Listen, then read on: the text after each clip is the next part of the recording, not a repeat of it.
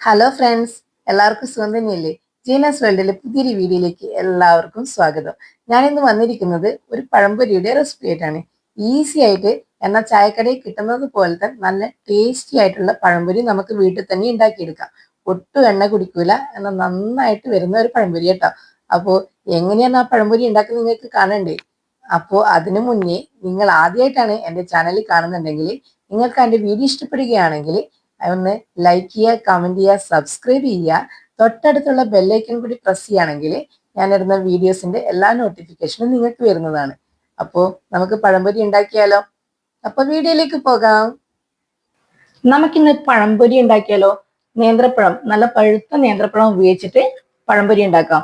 നേന്ത്രപ്പഴം നമ്മൾ പഴംപൊരി ഉണ്ടാക്കാൻ എടുക്കുന്ന സമയത്ത് നന്ന പഴുക്കാതെ പഴം എടുക്കാൻ പാടില്ല, എന്നാൽ ഓവർ ഇങ്ങനെ പഴുത്തിങ്ങനെ അലിഞ്ഞു വരുന്ന പഴം എടുക്കാൻ പാടില്ല. ഇപ്പൊ ഈ പഴത്തിന്റെ മുകളിൽ തൊലിക്ക് ഒരു ചെറിയൊരു കറുത്ത കളർ വരുന്നുണ്ടോ? ആ കറുത്ത കളർ വരുന്ന സമയത്ത് പഴംപൊരി ഉണ്ടാക്കിയാൽ ആ പഴംപൊരി നല്ല പഴംപൊരി ആയിട്ട് കിട്ടും കേട്ടാ. നമ്മള് നാട്ടില് തട്ടുകടയിൽ നിന്നെല്ലാം കിട്ടുന്ന പോലെ തന്നെ ഒരു പഴംപൊരി ഇല്ലേ, അത് നല്ല ടേസ്റ്റ് ആണ് അല്ലെ?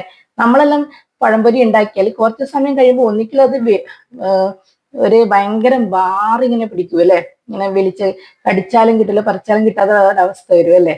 അങ്ങനത്തെ അല്ലാതെ നല്ല സോഫ്റ്റ് ആയിട്ട് ഒട്ടും എണ്ണയൊന്നും കുടിക്കാതെ ഒരു ടൈപ്പ് പഴംപൊരി ഇല്ലേ, നല്ല പൊങ്ങി വരുന്നേ. അപ്പോ അങ്ങനെ ഒരു പഴംപൊരി എങ്ങനെ ഉണ്ടാക്കാൻ നമുക്ക് നോക്കാം.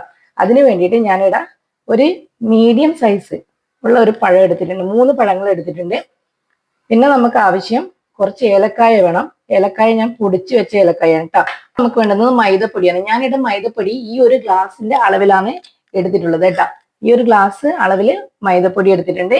അതേ സെയിം ഗ്ലാസ് തന്നെ 1/2 ഗ്ലാസോളം പഞ്ചസാര എടുത്തിട്ടുണ്ട്. ഇതാകുമ്പോൾ കറക്റ്റ് ഒരു മീഡിയം മധുരമായിട്ട് നമുക്ക് കിട്ടും കേട്ടോ. പഞ്ചസാരന്റെ എല്ലാം മധുരം നിങ്ങളെ വീട്ടിലുള്ള മധുരം ഇഷ്ടപ്പെടുന്ന ആൾക്കാരുടെ ഇഷ്ടത്തിനനുസരിച്ച് കൂട്ടുകയോ കുറക്കുകയോ എല്ലാം ചെയ്യാം. പിന്നെ നമ്മൾ ഇതിലേക്ക് പഴംപൊരിയിലേക്ക് ആക്കുന്ന മാവിലേക്ക് ചേർക്കുന്ന പ്രധാനപ്പെട്ട ഐറ്റമാണ് കടലപ്പൊടി. കടലപ്പൊടി 1 ടേബിൾ സ്പൂണാണ് ഞാൻ ഇത് എടുത്തിട്ടുള്ളത്. ഇതാണ് ഇതിന്റെ സീക്രട്ട് ഇൻഗ്രീഡിയൻസ് കേട്ടാ. ഇത് ചേർത്താൽ ഏത് നന്നാകാത്ത പഴംപൊരിയും നന്നാവും. അപ്പോൾ അധികമൊന്നും ചേർക്കാൻ പാടില്ല. 1 ടേബിൾ സ്പൂൺ. ഇപ്പൊ ഈ ഒരു ഗ്ലാസ് മൈദപ്പൊടിക്ക് ഈ 1 ടേബിൾ സ്പൂൺ കടലപ്പൊടി കറക്റ്റ് ആണ് കേട്ടോ. പിന്നെ നമുക്ക് വേണ്ടുന്നത് ഉപ്പ് വേണം. പിന്നെ കുറച്ച് ഒരു നുള്ള് അപ്പക്കാരം ഇടണം കേട്ടോ.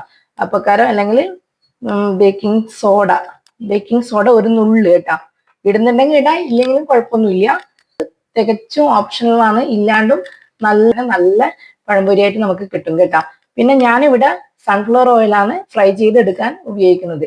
നിങ്ങൾക്ക് വെളിച്ചെണ്ണ വേണമെങ്കിൽ വെളിച്ചെണ്ണയും യൂസ് ചെയ്യാം. ഏത് ഓയിൽ യൂസ് ചെയ്താലും കുഴപ്പമൊന്നുമില്ല.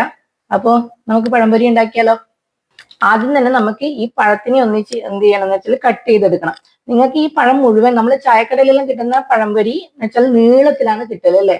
അപ്പൊ വീട്ടിലൊന്നും നമ്മൾ ആക്കുമ്പോൾ അങ്ങനെ ഒരു നീളത്തില് പഴംപൊരി ഉണ്ടാക്കിയെടുക്കൽ കുറവാണ്. അപ്പൊ ഞാൻ എന്ത് ചെയ്യുന്ന വെച്ചാൽ ഈ പഴത്തിന് നടുവേക്കടെ ഒന്ന് കട്ട് ചെയ്തിട്ട് പിന്നെ അതിനെ സ്ലൈസ് ചെയ്ത് എടുക്കുക. നമുക്ക് അങ്ങനെ സ്ലൈസ് ചെയ്ത് എടുക്കാം ആദ്യം കേട്ടോ. ഞാൻ എടുത്ത 3 പഴവും നടുക്കേക്കടെ പൊളന്ന് പിന്നെ അതിനിങ്ങനെ സ്ലൈസ് ആക്കിയിട്ട് ഒരു പീസിനെ 3 പീസാക്കി മാറ്റിയിട്ടുണ്ട് കേട്ടോ.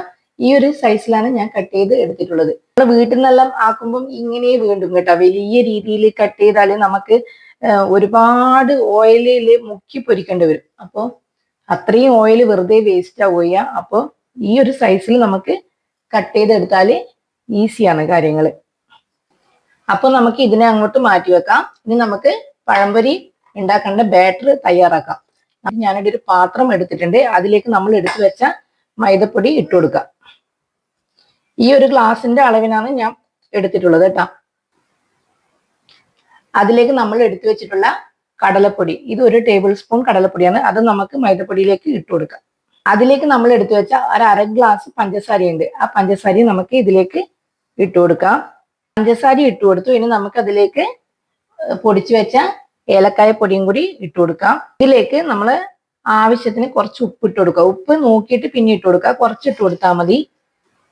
പിന്നെ നമുക്ക് ഇതിലേക്ക് വേണ്ടുന്നത് ബേക്കിംഗ് സോഡയാണ്. അത് അധികമൊന്നും വേണ്ട, ഒരു നുള്ള്, ഇതാ ഇത്രയും വേണ്ടു കേട്ടോ. ഇത്രയും സാധനങ്ങൾ ചേർത്ത് നന്നായി ഒന്ന് മിക്സ് ചെയ്യുക.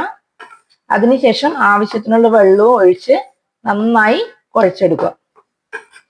വെള്ളം ഒരുമിച്ച് ആദ്യം ചേർത്ത് കൊടുക്കാൻ പാടില്ല, കുറച്ച് കുറച്ചായിട്ട് നമ്മൾ ചേർത്ത് കൊടുക്കാൻ പാടുള്ളൂ കേട്ടോ. ആദ്യം ഒന്ന് പൊടികളെല്ലാം മിക്സ് ചെയ്യാം. അതിനുശേഷം നമ്മൾ വെള്ളം കുറച്ച് കുറച്ചായിട്ട് ഒഴിച്ച് മിക്സ് ചെയ്യുക കേട്ടോ. ഈ പഴംപൊരിന്റെ മാവ് അധികം ലൂസ് പോകാൻ പാടില്ല, എന്നാൽ നന്ന ടൈറ്റ് പോകാൻ പാടില്ല. ആ ഒരു കണക്ക് വെച്ചിട്ട് കുഴച്ചെടുക്കണം. അതുകൊണ്ടാണ് ആദ്യമേ മുഴുവൻ വെള്ളം ഒഴിക്കരുത് എന്ന് പറയുന്നത്. വെള്ളം ഒഴിച്ചു കൊടുത്ത് നന്നായി മിക്സ് ചെയ്യുക. കട്ടകളെല്ലാം ഇല്ലാണ്ട് മിക്സ് ചെയ്തെടുക്കണം. കട്ടകളെല്ലാം നന്നായി ഉടഞ്ഞു വരണം. ഇത്ര കട്ടി പാടില്ല, കുറച്ചും കൂടി നമുക്ക് വെള്ളം ഒഴിച്ചു കൊടുക്കാം. നന്നായി മിക്സ് ചെയ്യാം. നിങ്ങൾക്ക് വേണമെങ്കിൽ ഇതെല്ലാം ഒപ്പരം മിക്സിന്റെ ജാറിൽ ഇട്ടിട്ട് ഒന്ന് ജസ്റ്റ് ഒന്ന് കറക്കി എടുത്താലും മതി കേട്ടോ. എന്നാൽ കട്ടകൾ പെട്ടെന്ന് ഉടഞ്ഞു കിട്ടും.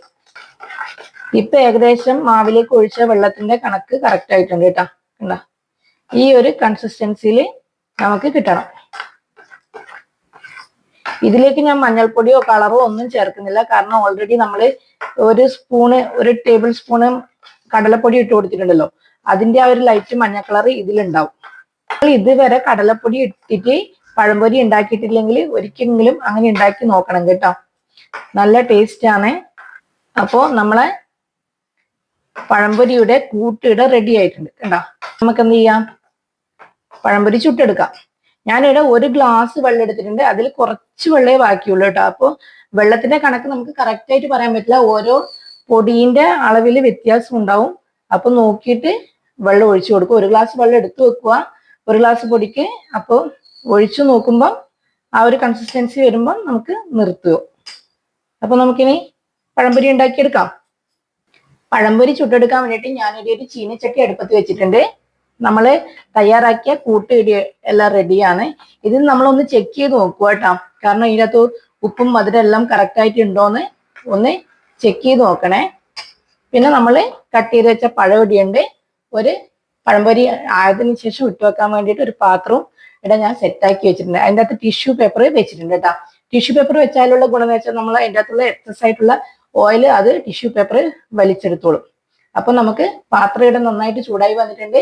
ഇനി ഇതിലേക്ക് ഓയിൽ ഒഴിച്ചു കൊടുക്കാം. നിങ്ങൾക്ക് വേണമെങ്കിൽ വെളിച്ചെണ്ണയിലും ഇത് ഉണ്ടാക്കിയെടുക്കാം കേട്ടോ. ഞാനിവിടെ ഓയിലാണ് ഒഴിച്ചു കൊടുക്കുന്നത്.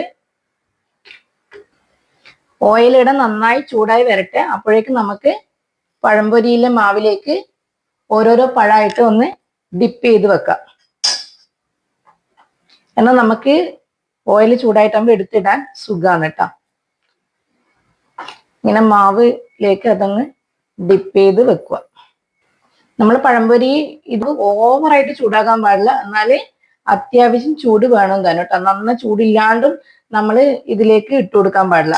നമ്മൾ ജസ്റ്റ് ഒന്ന് വേണമെങ്കിൽ ഒരു ഡ്രോപ്പ് മാവ് ഇതിലേക്ക് ഒന്ന് ഒട്ടിച്ചു കൊടുക്കുക. ആ മാവങ്ങ് പൊങ്ങി വരുന്ന സമയത്ത് നമുക്കിത് ഓയിൽ അത്യാവശ്യം ചൂടായിനെന്ന് നമുക്ക് മനസ്സിലാവും കേട്ടോ. കണ്ടോ, ഇതുപോലെ പൊങ്ങി വരുന്നുണ്ടോ? അതുപോലെ നമുക്കൊന്ന് ജസ്റ്റ് ഒന്ന് ട്രൈ ചെയ്ത് നോക്കുക. ഇനി നമുക്ക് ഓരോരോ പഴംപൊരിയായിട്ട് ചുട്ടെടുക്കാം. ഞാനിവിടെ സ്പൂണ് വെച്ചിട്ടാണ് കേട്ടോ ഇട്ട് കൊടുക്കുന്നത്. ഇങ്ങനെ ഇതിലേക്ക് ഡിപ്പ് ചെയ്യുക. അതിനുശേഷം സ്പൂണ് വെച്ചിട്ട് ഒന്ന് ഇതുപോലെ എടുക്കുക, അതിലേക്ക് ഇട്ട് കൊടുക്കുക. നമ്മൾ ഇട്ട് കൊടുത്ത പഴംപൊരി കണ്ടോ നന്നായിട്ട് പൊങ്ങി വന്നിട്ടുണ്ട്. ഇനി നമുക്ക് തിരിച്ചിട്ട് കൊടുക്കാം. നമുക്ക് അതുപോലെ മറ്റേ പഴംപൊരിയും ഇട്ട് കൊടുക്കാം. നിങ്ങൾക്ക് കൈ വെച്ചിട്ട് യൂസ് ചെയ്തിട്ട് ഇട്ട് കൊടുക്കാം കേട്ടോ. ഞാനവിടെ സ്പൂൺ വെച്ചിട്ട് ഇട്ട് കൊടുക്കുന്നതേ ഉള്ളൂ.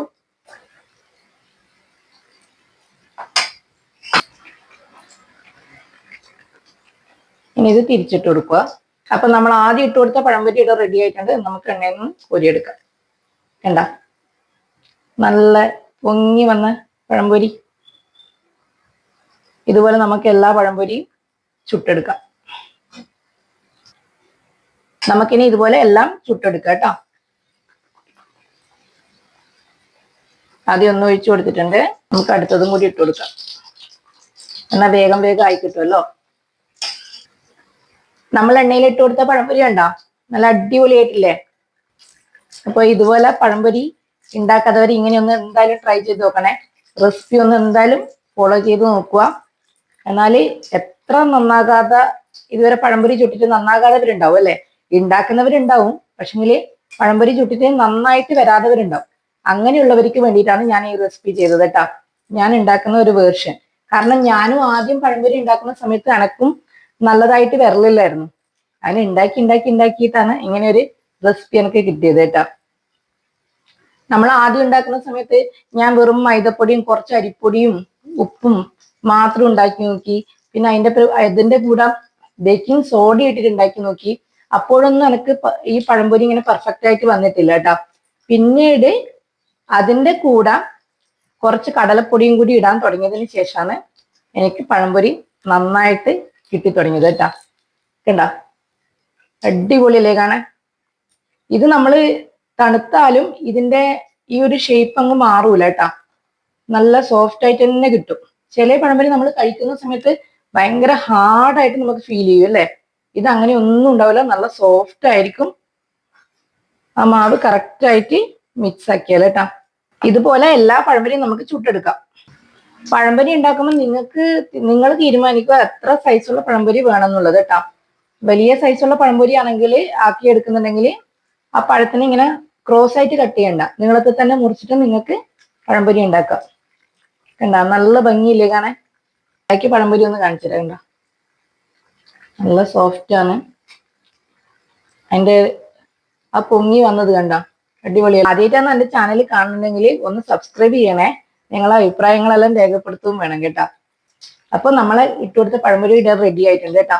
ഇനി നമുക്കിത് എണ്ണയിൽ നിന്ന് കോരി മാറ്റാം. കണ്ട എന്തൊരു ഭംഗിയാണ് കാണാൻ. ഇതുപോലെ നമുക്ക് എല്ലാം ചുട്ടെടുക്കാം കേട്ടോ.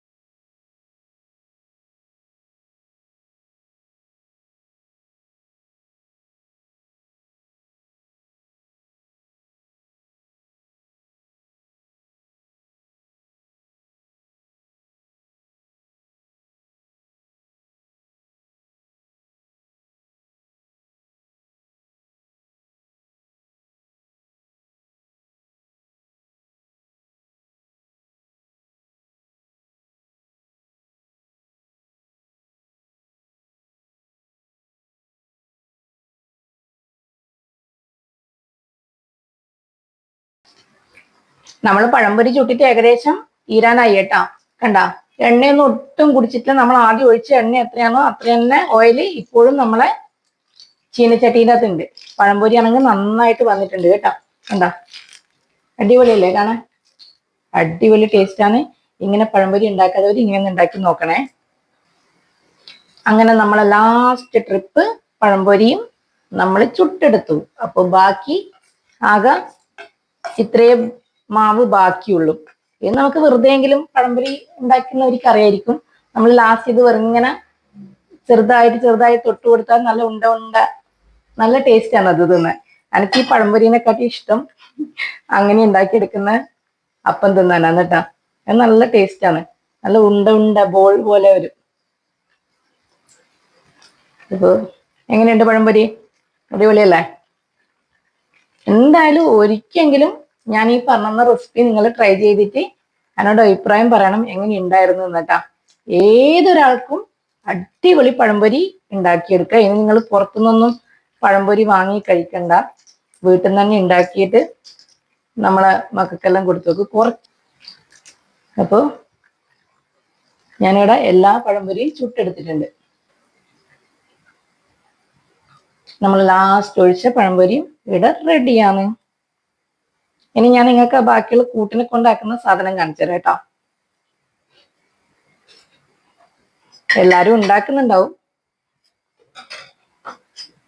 ഈ ബാക്കിയുള്ള കൂട്ടില്ലേ അതിങ്ങനെ കുറച്ച് സ്പൂണിലെടുക്കുക, എന്നിട്ട് ഇതിലേക്ക് ഒഴിച്ചു കൊടുക്കുക.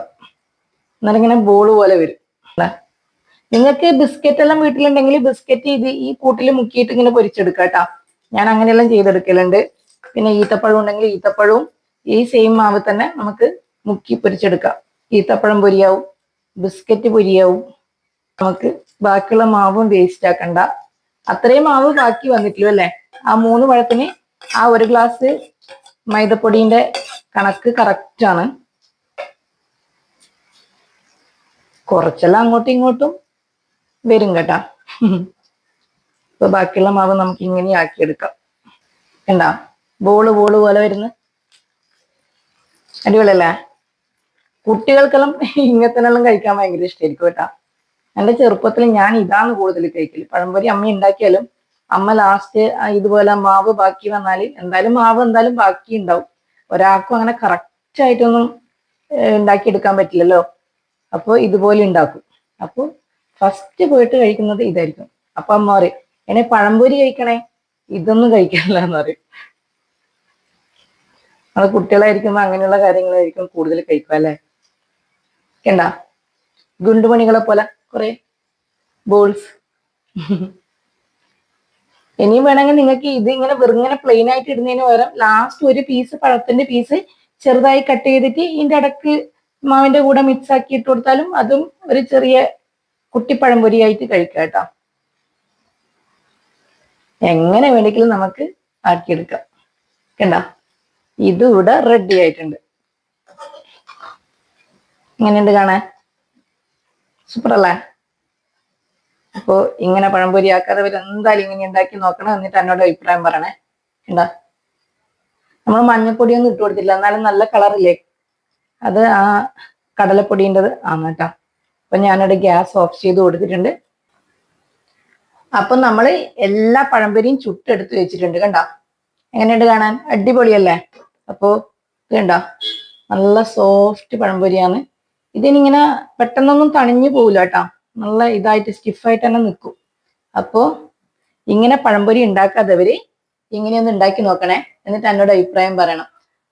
അപ്പൊ നിങ്ങൾക്ക് എന്റെ വീഡിയോ ഇഷ്ടപ്പെടുകയാണെങ്കിൽ ഒന്ന് ലൈക്ക് ചെയ്യുക, കമന്റ് ചെയ്യുക, സബ്സ്ക്രൈബ് ചെയ്യുക. തൊട്ടടുത്തുള്ള ബെല്ലൈക്കൺ കൂടി പ്രസ് ചെയ്യുകയാണെങ്കിൽ ഞാൻ ഇടുന്ന എല്ലാ വീഡിയോസിന്റെയും നോട്ടിഫിക്കേഷൻ നിങ്ങൾക്ക് വരുന്നതാണ്. അപ്പോൾ ഇങ്ങനെ പഴംപൊരി ഉണ്ടാക്കാത്തവര് ഇങ്ങനെ ഒന്ന് ഉണ്ടാക്കി നോക്കണം. അപ്പോൾ അടുത്ത വീഡിയോ ആയിട്ട് മറ്റൊരു ദിവസം കാണാം. Okay, by.